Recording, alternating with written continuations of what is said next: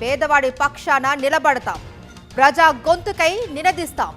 Voice of voiceless, తెలుగువారి మనస్సాక్షి సాక్షి TV. సాక్షి TV ప్రసారాల కోసం మీ స్థానిక కేబుల్ ఆపరేటర్ను వెంటనే సంప్రదించండి. ప్రభుత్వం నడిపిస్తున్నది ఒక్క పార్టీయేనని, చంద్రబాబు పాపం ఒక్కడిపై పడకుండా ఉండేందుకే కూటమి పేరు చెప్పుకుంటున్నారు అన్నారు మాజీ మంత్రి ధర్మాన ప్రసాదరావు.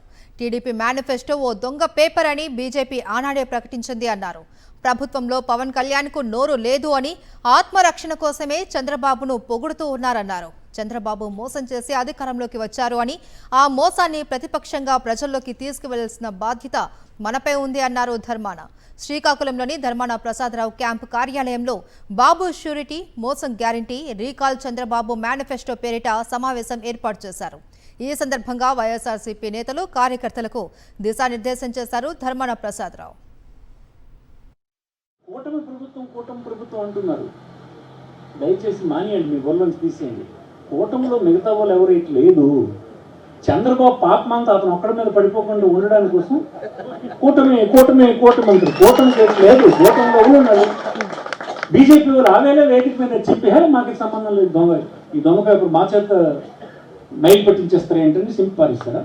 పవన్ కళ్యాణ్ గారు ఆయన అసలు దేంట్లో ఇన్వాల్వ్ అవ్వడం లేదు. మీరు చూస్తుంటారు, ఆయన ఒక విధానం తీసుకున్నాడా? ఆయన చెప్పిన మాటకి ఆయన ఇద్దా ఏం చేస్తుండ్రో ఏమి ఆయనకేం రోల్ లేదు ప్రభుత్వంలో.